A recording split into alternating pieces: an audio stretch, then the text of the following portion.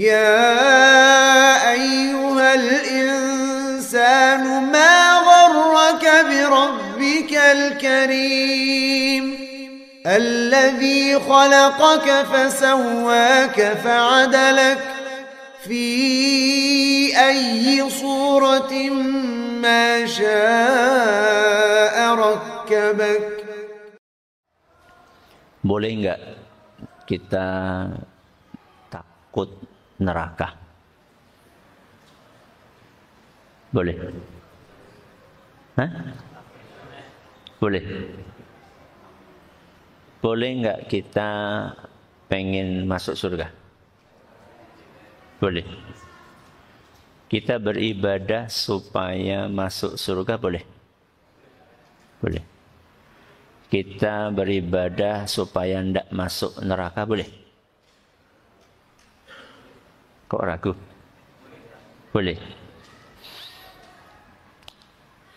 Ada sebuah ungkapan yang pernah disampaikan oleh seorang ahli ibadah klasik. Kata dia, "Ya Allah, seandainya aku beribadah kepadamu karena pengen surgamu, maka jangan engkau masukkan aku ke surga. Dan seandainya aku beribadah kepadamu karena takut nerakamu, maka masukkanlah aku ke neraka. Namun aku beribadah kepadamu karena rasa cintaku kepadamu." Bagus? Kok sepi? Oh, belum loading ya? Saya ulangi lagi. Kata dia, "Wahai Rabbi, seandainya aku beribadah kepadamu karena berharap pengen mendapatkan surgamu, maka enggak usah masukkan aku ke surga. Dan seandainya aku beribadah kepadamu karena takut nerakamu, maka masukkan aku ke neraka. Aku beribadah kepadamu karena murni rasa cintaku kepadamu." Bagus? Hah? Pada ini maning apa gitu? Bagus atau tidak bagus? Hah? Bagus? Bagus? Tidak. Kenapa tidak bagus?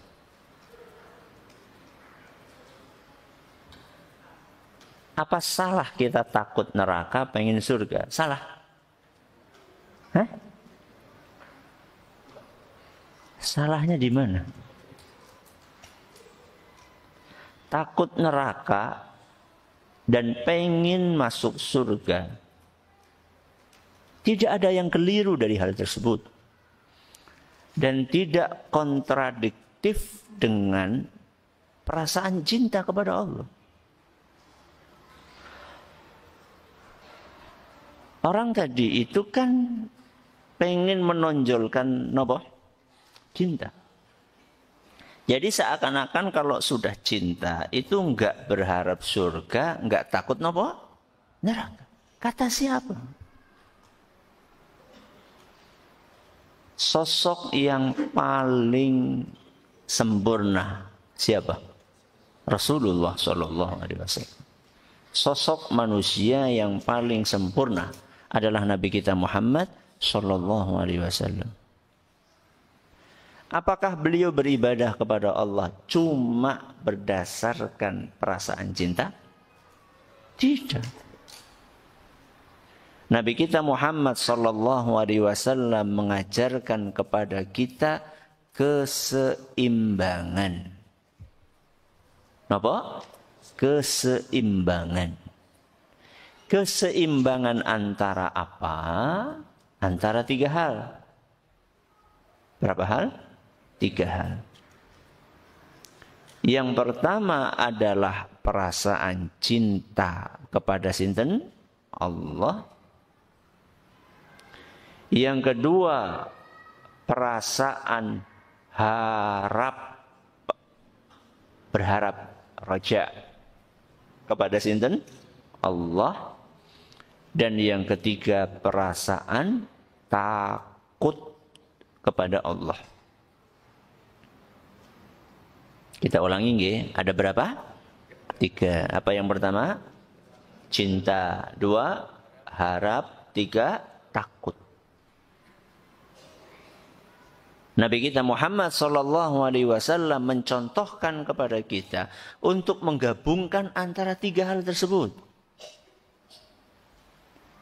Makanya Aisyah radhiyallahu anha pernah bertanya kepada Nabi kita Muhammad sallallahu alaihi wasallam,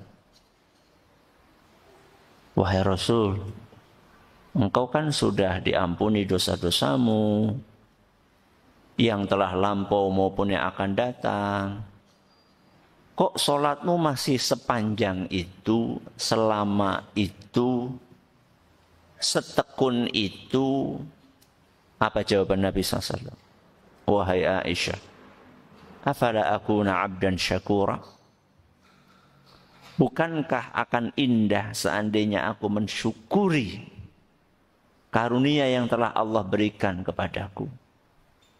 Aku mengekspresikan cintaku kepada Rabbku dengan semakin tekun beribadah." Seandainya Nabi SAW tidak merasa takut dengan nerakanya, neraka Allah, dan tidak pengen untuk masuk ke surga Allah, lantas kenapa Nabi SAW mengajarkan kepada kita sebuah doa yang berbunyi, Allahumma inni as'alukal jannah wa a'udzubika minan nar. Ya Allah, aku minta kepadamu surga dan aku mohon perlindungan dari neraka. Jadi kalau misalnya Nabi nggak takut neraka, kenapa minta perlindungan kepada neraka? Kenapa minta perlindungan dari neraka? Kalau Nabi SAW nggak pengen masuk surga, kenapa Nabi SAW minta masuk surga? Berarti yang sempurna itu yang menggabungkan antara apa? 3 unsur. Yang pertama, cinta kepada Allah. Yang kedua, berharap kepada Allah. Yang ketiga, rasa takut kepada Allah.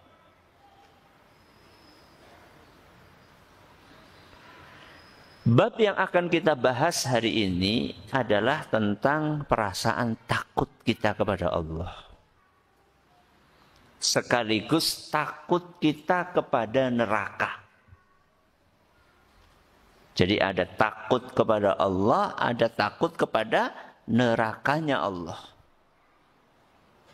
Mana yang diperintahkan di dalam agama kita? Takut kepada Allah atau takut kepada nerakanya Allah? Mana yang diperintahkan? Dua-duanya. Dua-duanya. Apa dalilnya? Surat Al-Mu'minun ayat 57. Surat apa? Al-Mu'minun ayat 57. Apa kata Allah Subhanahu wa taala? Innalladzina hum min khasyati rabbihim musyfiqun. Orang-orang yang beriman itu adalah orang-orang yang sangat takut kepada Allah. Jadi Allah Azza wa Jalla menjelaskan bahwa salah satu ciri khasnya orang yang beriman apa? Takut banget kepada Allah. Berarti ini adalah ayat yang menunjukkan kita disuruh takut sama sinten? Sama Allah. Yang kedua, takut apa? Nerakanya Allah. Apa dalilnya? Surat Al-Ma'arij ayat 27. Ayat pinten? 27. Surat Al-Ma'arij ayat 27. Apa kata Allah Subhanahu wa taala? Walladzina hum min 'adzabi rabbihim musyfiqun. Orang yang beriman itu adalah orang yang takut terhadap azabnya Allah. Azabnya Allah yang terbesar adalah apa? Neraka. Jenengan takut macan enggak? Takut macan enggak? Takut. Takut Allah enggak? Takut. Bedanya apa? Apa bedanya takut binatang buas dengan takut kepada Allah?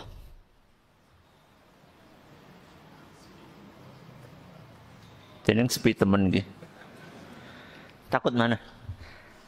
Takut kepada Allah iya, takut binatang buas iya. Bedanya apa? Bagus. Kalau kita takut kepada binatang buas, maka kita akan lari. Mendekat atau menjauh? Menjauh. Kalau kita takut kepada Allah, maka kita akan mendekat kepada Allah. Apa bedanya? Takut binatang buas, lari menjauh. Takut kepada Allah, kita akan mendekat. Makanya orang yang paling kenal Allah adalah orang yang paling takut kepada Allah.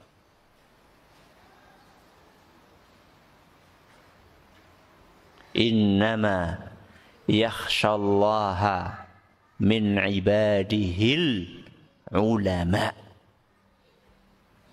Hanya ulama lah yang takut kepada Allah. Jadi semakin orang kenal Allah, maka akan semakin takut kepada Allah. Semakin takut kepada Allah, maka dia akan semakin mendekat kepada Allah. Kok bisa Ustaz? Iya. Karena tidak ada yang bisa menyelamatkan kita dari azab Allah kecuali Allah. Itu rahasianya. Saya ulangi nggih. Kenapa semakin kita takut kepada Allah, kita semakin mendekat kepada Allah? Karena tidak ada yang bisa menyelamatkan kita dari azab Allah kecuali hanya Allah saja. Sebagaimana yang disebutkan dalam sebuah doa yang dipanjatkan oleh Nabi kita Muhammad sallallahu alaihi wasallam dalam sebuah hadis yang diriwayatkan oleh Imam Bukhari dan Muslim, la malja'a minka illa ilaik. Siapa yang bisa ngulangi?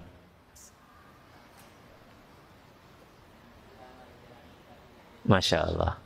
La malja'a, saya tambahi karena memang hadisnya seperti itu, wala manja minka illa ilaik. La malja'a wala manja minka illa ilaik. Tidak ada yang bisa menyelamatkanku darimu kecuali engkau. Mu di sini sinten? Allah. Enggak ada yang bisa menyelamatkan kita dari azab Allah kecuali hanya Allah saja. Oke. Berarti ahlul Quran itu harus takut kepada sinten? Kepada Allah, juga takut kepada nerakanya Allah Subhanahu wa ta'ala. Tapi, nah ada tapinya. Enggak cuma mendasarkan ibadahnya di atas perasaan takut saja. Harus menyeimbangkannya dengan apa? Apa tadi? Rasa cinta dan rasa harap. Kenapa Ustadz? Karena kalau cuma takut tok atau terlalu dominan perasaan takutnya, bahaya. Kenapa? Apa bahayanya? Bisa menjerumuskan kepada putus asa. Bahaya apa badan? Bahaya. Kalau orang sudah kadung putus asa, bahaya. Makanya salah satu perangkapnya iblis, napa? Putus asa. Orang terjerumus kepada perbuatan dosa dan dia merasa dosa itu sudah terlampau besar, Akhirnya dia mengatakan lah wis kadung sisan baik. Nauzubillah min dzalik. Maaf ya. PSK. Kenapa? PSK. Tidak sedikit di antara mereka yang awalnya nggak niat jadi PSK. Awalnya nggak niat jadi PSK. Tapi karena dia pernah terjerumus kepada sebuah perzinaan dan dia merasa perzinaan itu sudah sangat besar sekali dan dia pikirlah kayaknya nggak akan diampuni sama Allah. Musisan baik. Itu karena putus asa. Dan itu bahaya. Itu karena terlalu dominan apanya tadi? Takut. Tapi kalau terlalu dominan harapannya bahaya juga enggak? Bahaya juga. Akhirnya dia merasa aman-aman saja. Orang sholat lah Allah kan ghafurur rahim. Gawa dalil.